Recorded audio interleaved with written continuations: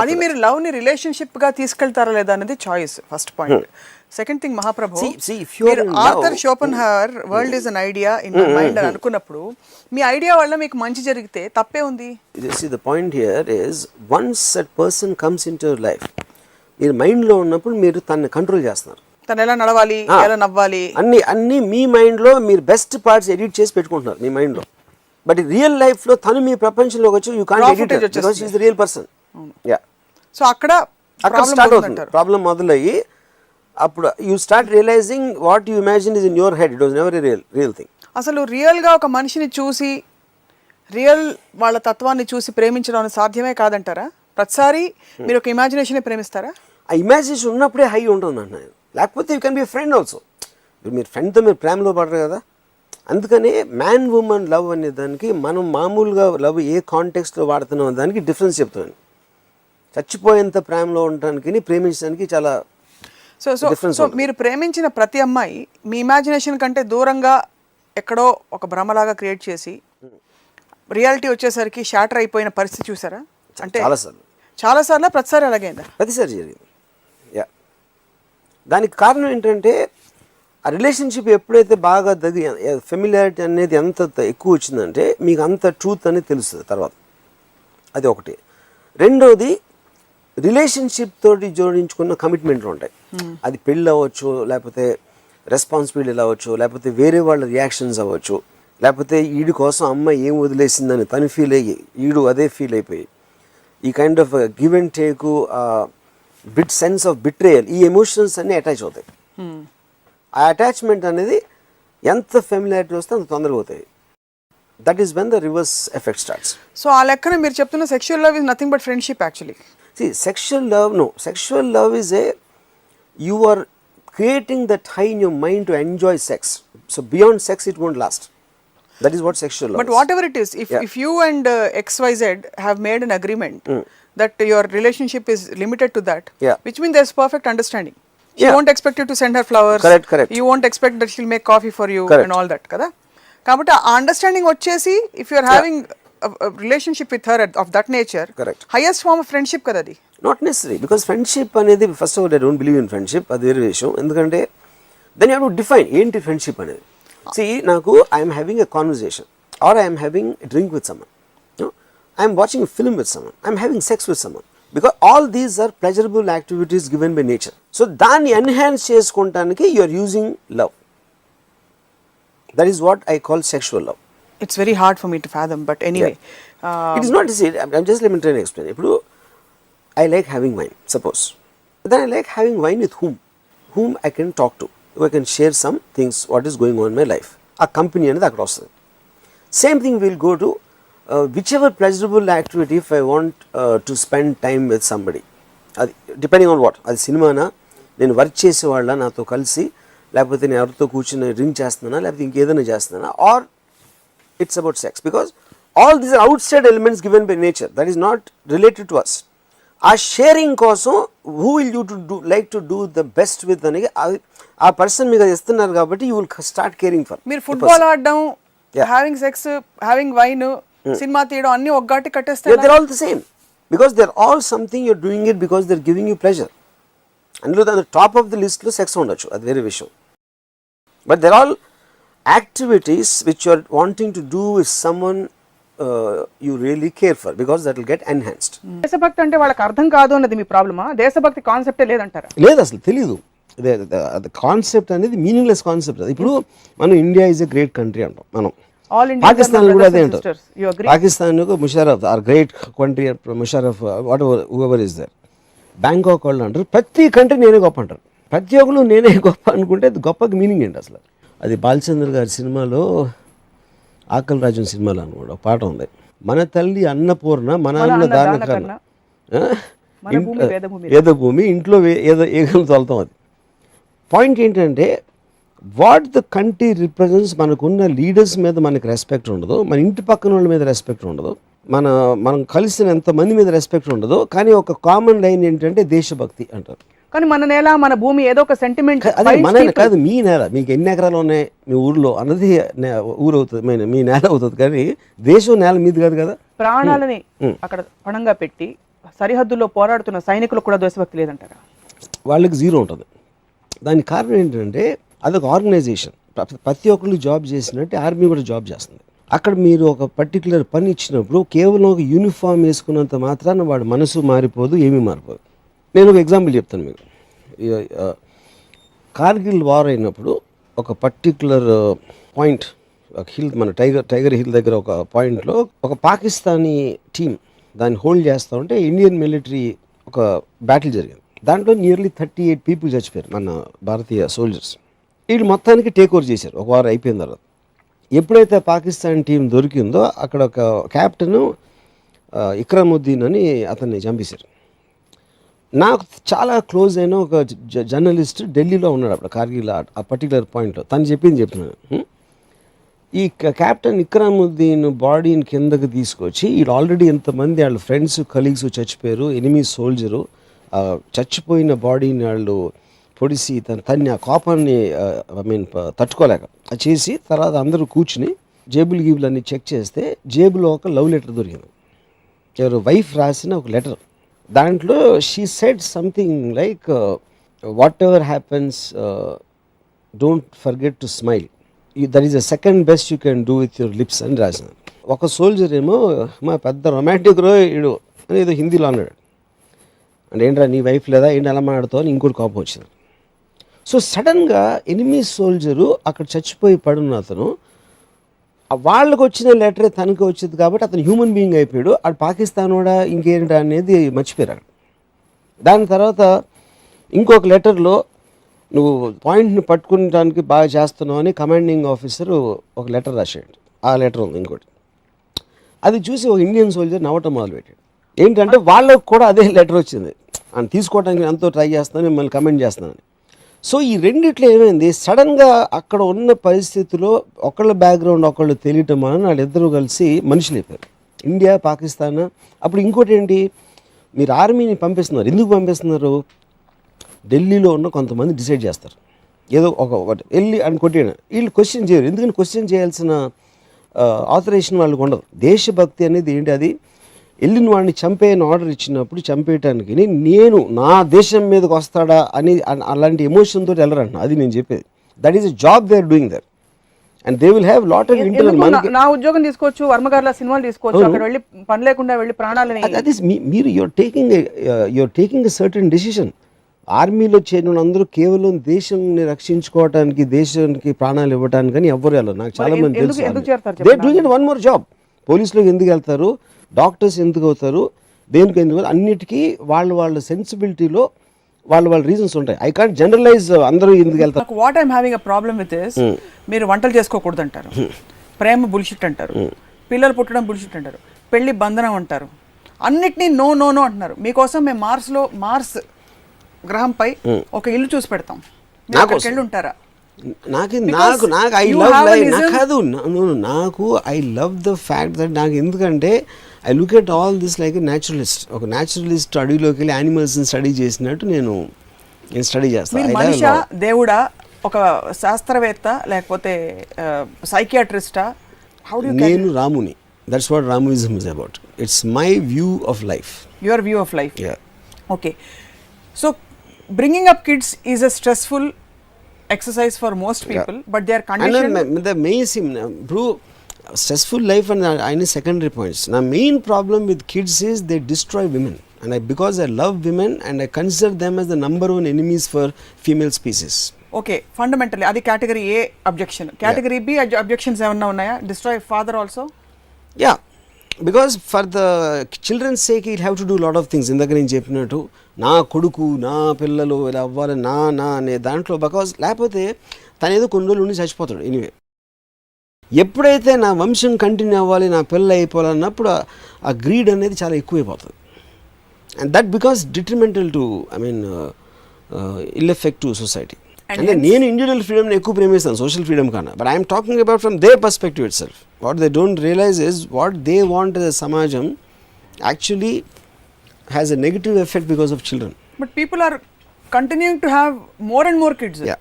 ఇప్పుడు సొసైటల్ దీని వల్లే ఆబ్లిగేషన్ కోసం కనీసం పిల్లల్ని మన వంశాంకురం అలా వెళ్ళాలంటే ఒకళ్ళని కన్నా ఊరుకుంటారు, ఇద్దరు ముగ్గురు నలుగురు ఎందుకంటారు? ఇక వేరే పని లేదు కదా వాళ్ళకి. సో పని లేక అంటున్నారు మోస్ట్లీ పని లేక, ఇంకా they don't have any clear path of wisdom. They know better about their lifes అంటారు. అప్పుడు నాకు నలుగురు పిల్లలు, పెద్దోడు ఇక్కడ చేస్తున్నాడు, రెండోడు అమెరికాలో ఉన్నాడు, మూడోడు ఎక్కడెక్కడికి వెళ్తున్నాడు, అయ్యే ఉంటాం అంతే. ఇంకేం అసలు పెద్దబ్బాయి పెళ్లి చేసాం, చిన్నోడికి ఎదుగుతున్నాం, చిన్నోడికి మంచి సంబంధం వచ్చింది, ఆడికి 300 కోట్లు ఆస్తుంది అంటున్నారు, ఒక్కతే కూతురు, మళ్ళీ అదొక కాన్స్పిరసీ, కొడుకు లేదు కాబట్టి మొత్తం డబ్బు ఇక్కడ వచ్చేస్తుంది అని అదొక వెనకాల ఒక ప్లాన్. ఇదంతా పెద్ద మాఫియా యాక్టివిటీ చెప్తున్నారు పిల్లలు కండం అనేది. మీరు it is it is close to what I mean. Mafia I don't know is the right word, but yes, that is a general sense. Designed conspiracy of society, nature or God or society or evil annattu. And imagine just నిన్నే నేను ఒక ఇదంతా ఒక్కతే కూతురు, దాంతో మొత్తం కొడుకులు లేరు, వాళ్ళకి పిల్లలు లేరు కాబట్టి వీళ్ళకి సంతోషం, ఎందుకంటే ఒక్కతే కూతురు ఉంది కాబట్టి ఈ డబ్బులు వచ్చేస్తాయి. వీళ్ళకి నలుగురు పిల్లలు, వీళ్ళకి ఓకే, ఎందుకంటే ఈ నలుగురు పిల్లలు 4 రెట్లు ఎక్కువ డబ్బులు చేసుకోవచ్చు. So they also become investment thing for some people. తల్లిదండ్రులది తప్పని ఎవరిది నేను అంటలా, తప్పని వర్డ్ నేను ఎప్పుడు వాడిన అసలు. The point is the effect of that, why it has come and what harmful effects it have both from social perspective and their own perspective. మరి హైయెస్ట్ కామన్ ఫ్యాక్టర్ ఏదో ఒకటైనా తీయాలి కదా. One is lack of fear of law, correct. రెండోది mind set మార్చడం అనేది it's gradual process. రాత్రికి రాత్రి ఎవరో అందరూ మారిపోరు. Correct. So there should be ఒక ఇమీడియట్ రిలీఫ్, ఇంటరిమ్ రిలీఫ్ కైనా ఒక పద్ధతి ఏమైనా అవలంబించాల్సిన అవసరం ఉంది కదా. ఉదాహరణకి ఒక 2-3 శిక్షలు వరుసగా గబగబా వేస్తే అమ్మ బాబోయ్ వీళ్ళతో పెట్టుకోవద్దు, చట్టం మన వెంటాడుతుంది. ఎందుకంటే ఇందాక చెప్పాను ఫస్ట్ మన ఈ డిస్కషన్ స్టార్టింగ్ లో, ఇట్ వోంట్ చేంజ్. ఎవరెవరి దగ్గర చేస్తారో వాళ్ళు అసలు ఎనరు. I don't think they will listen also, which is what the case of the Bombay rape case. Nirbhaya incident జరిగి అంత పెద్ద గొడవ జరిగిన తర్వాత there is absolutely no dip in the rape graph. అదే మీకు ప్రూఫ్ అయిపోయింది కదా. ఎవరైనా భయపడిపోతారు అనుకుంటాం కదా. అంత పెద్ద గొడవ జరిగి, డెమాన్స్ట్రేషన్ జరిగి, రేప్ లాస్ అమెండ్ చేసేసి అన్నీ చేసిన తర్వాత ఎవరికైనా ఆలోచన రావడానికి భయపడతారని మనం అనుకుంటాం కదా. అసలు ఏ మాత్రం లేదు డిప్ గ్రాఫ్లో, విచ్ మీన్స్ ఇవన్నీ మనలో మనం మాట్లాడుకోవటానికి కానీ where it has to reach it will never reach. I have two lead questions, Varma garu, before we conclude today's topic, although it's a never ending topic. ఒకటి, మరి శిక్ష ప్రోటోకాల్ లేదు ఇన్వెస్టిగేషన్ ప్రోటోకాల్ మీ దృష్టిలో ఐడియలీ ఎలా ఉంటే బాగుంటుంది? ఒక rape case ఇలాంటి ఒక ఘోరం జరిగింది, దాని తర్వాత పట్టుబడ్డారు వీళ్ళు కొంతమంది ఒక 1 week 10 days లోపల. వాళ్ళ ఈ protocol of investigation and coming to common consensus, how should it be in your view? See, 2 points. ఒకటి, delay in serving justice, I don't think it's a point. ఎందుకంటే as long as is removed from society, he is not posing a danger. ఇక ముందు వీడితో danger లేదు అని లోపల అని పెట్టిన తర్వాత ఎవడైతే బయట తిరుగుతున్నాడో మళ్ళీ చేస్తాడో ఇన్వెస్టిగేషన్ ప్రాసెస్ స్పీడప్ అనేది చాలా అవసరం. వాడిని బయటికి తీసిన తర్వాత నా ఉద్దేశంలో there should be psychiatric evaluation. ఎవరెవరినైతే పట్టుకున్నారో అది నేషన్ వైడ్ చూడాలి. నువ్వు ఎందుకు అసలు చేసావు అంటే, నువ్వు పట్టుబడినానే లేకపోతే నీ మైండ్ సెట్ అండి, ఏం అనుకున్నావు, ఎప్పుడు అనుకున్నావు, ఇలాంటిది ముందు అనుకున్నావు అని వాళ్ళ మనసులో ఉన్న ప్రతి ఆలోచన ఒక పబ్లిక్ ఒక ఇంటర్వ్యూ లాగా పెట్టి ఒక సైకాట్రిస్ట్ తోటి అది మొత్తం కంట్రీ అందరూ చూడాలి. That I think is the most ideal solution. ఎందుకంటే అలాంటిది ప్రతి ఒక్కరికి రీచ్ అవుతుంది. ఒక డాక్యుమెంటరీనే భరించలేక బ్యాన్ చేస్తారు. అది ఇండియన్ గవర్నమెంట్ థింగ్, అది ఎవరు చేశారు నాకు తెలియదు. ద పాయింట్ ఈజ్ అది, కానీ దానికి పర్ఫెక్ట్ రెజొనెన్స్ వస్తుంది. ఎందుకంటే ఆడు రేప్ చేసాడు తెలుసా, ఆడిని చంపే నరికి, ఆడు ఏంటో తెలియదు, ఆడు ఏమనిచోడో తెలియదు, ఆడి బ్యాక్గ్రౌండ్ ఏంటో తెలియదు, అవన్నీ తెలుసుకోకుండా ఊరిని చంపేసినంత మాత్రం భయపడి అందరూ ఆపేస్తున్నారా, ఎవ్వరు ఆపట్ల, ఇంకా జరుగుతూనే ఉన్నాయి. అప్పుడు అసలు అలాంటి వాడు ఎలా ఆలోచిస్తాడు అనేది తెలియటం అనేది మోస్ట్ ఇంపార్టెంట్ థింగ్. డాక్యుమెంట్లో కూడా జస్ట్ మనకన్నా బెటర్గా చేశారు, కానీ దానికన్నా చాలా ఎక్స్టెన్సివ్గా ఉండాలి. అవును, చాలా ఎక్స్టెన్సివ్గా ఉండాలి అది ఆ debate.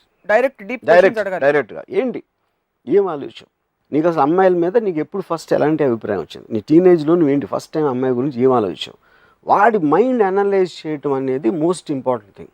That I think is what is missing. Why are we so scared as a nation to face the facts? I'm starting with the government, the central government that has banned this.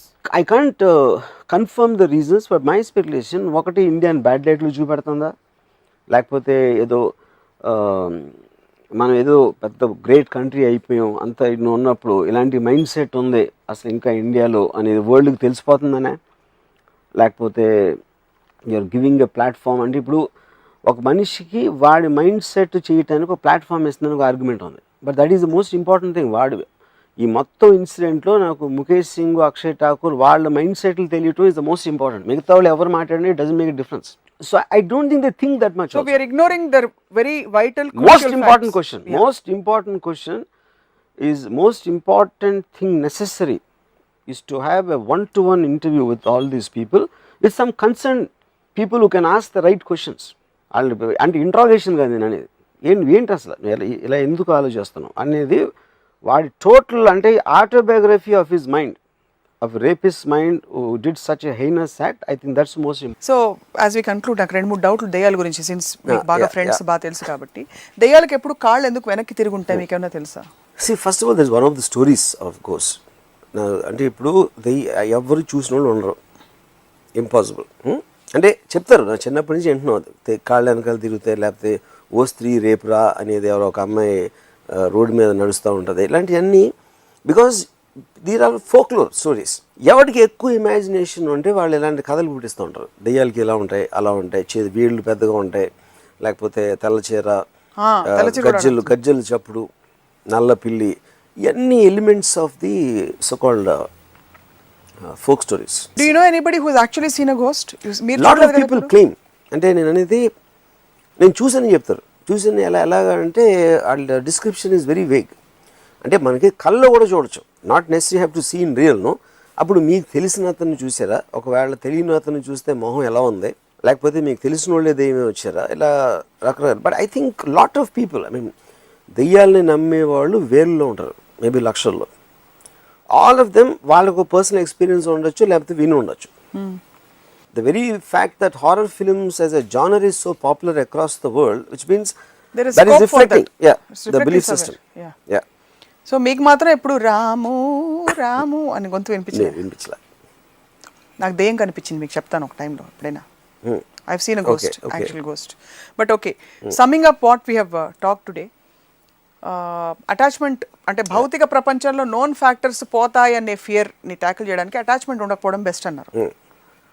Unknown ఫ్యాక్టర్ని ఒకవేళ canker చేయాలంటే ఆ టైంలో మన తెలివి తక్కువ సైడ్ని మన తెలివైన side dominate చేసి లాజికల్గా ఆలోచించి. అంటే పాయింట్ ఏంటంటే మీరు భయపడుతున్నప్పుడు ఎందుకు భయపడుతుందని ఆలోచించడం మొదలెడితే భయం యాక్చువల్ పోతుంది. అప్పుడు గుండె డబడబా కొట్టుకుంటూ చెమటలు కారిపోతూ దట్ ఈస్ ద పాయింట్. జుట్టు పీక్కుంటూ ఉంటే అదే నా ఎబిలిటీ ఉండాలా, అది అందరికీ ఉంటుందా అంటే అట్లీస్ట్ అర్థం చేసుకున్నప్పుడు ఎక్కడ యూ కెన్ ట్రై దట్. కానీ టెక్నిక్స్ ఏమైనా వర్కౌట్ అవుతాయా? డాబా మీదకి మిడ్ నైట్ 12ంటికి వెళ్ళి ఒక్కళ్ళే వెళ్ళి రావడం, గ్రేవ్ యార్డ్ లో ఒక నైట్ అంతా స్పెండ్ చేసి రావడం, ఇలాంటి టెక్నిక్స్ ఏమైనా వర్క్ అవుతాయి to conquer that kind of fear? Sure. ఎందుకంటే point is you are instead of sitting there. ఇప్పుడు మీరు వెళ్ళి ఎగ్జాంపుల్ ఇచ్చాను, తలుపు తెరవనంత వరకు మీకు భయం ఉంటుంది, నడిచేంత వరకు భయం ఉంటుంది. అప్పుడు వెళ్ళి మీరు తలుపు చేశారు అనుకోండి, you're confronting it, you're confronting the fear instead of letting it being in your imagination. And that's the best way to be అంటారు. Yeah, to confront your, and that is where you have take risk. And of course ultimate ism, Ramuism, మనని మనం సీరియస్గా తీసుకోపోతే ఇతర రకాల భయాలు కూడా పోతాయి.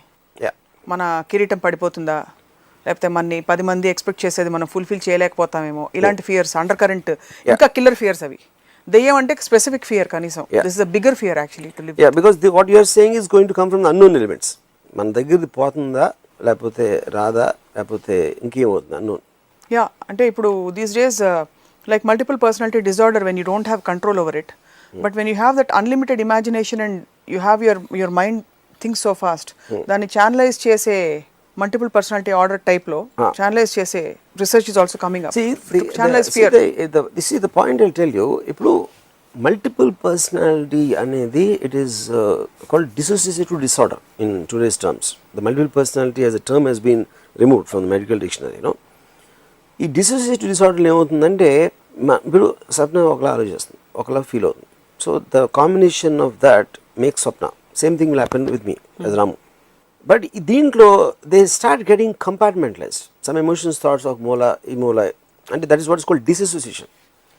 అవి ఒక పర్టికులర్ ట్రిగర్ పాయింట్లో ఒక ర్యాపిడ్ చేంజ్ వస్తుంది. అంటే ఇప్పుడు నేను నవ్వాను అనుకోండి, ఓకే నేను జోక్ నవ్వాను, సీరియస్ అయితే నేను ఏదో కోపం సీరియస్ అయ్యాను, లేకపోతే ఇంకోటి ఏదో కానీ సడన్గా నేను సీరియస్గా ఉండి నవ్వి మళ్ళీ కంటిన్యూస్గా ఎక్స్ప్రెషన్స్ చేంజ్ చేస్తున్నాను అనుకోండి and without any logic behind it why I'm expressing, అప్పుడు I look like different people. అప్పుడు ఆ rapid change over of that is what which makes people feel that there is some kind of there is some different personalities inside, which is where the multiple thing can, you know. True. But the point is, ఈ dissociation వనాలని మనకి ఇలాంటి personalities కనిపిస్తున్నాయండి. Dissociation ఎందుకు వస్తుంది? అది దయ్యం చేస్తుందేమో. అవును. So because finally your all logical answers will stop at some time. So the next fact will be super natural. Natural is what we can explain. Predict and explain. What yes. we cannot explain is Becomes supernatural. Yeah.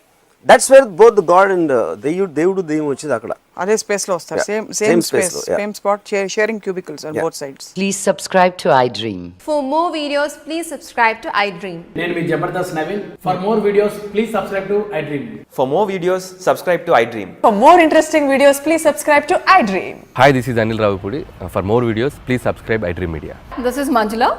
For more videos, please subscribe iDream. For more videos, please subscribe to iDream channel. Don't miss it. అక్కడ ఒక గంట symbol ఉంటుంది, దాన్ని లాగి కొట్టండి, మర్చిపోదు. ఓకేనా? Subscribe to iDream.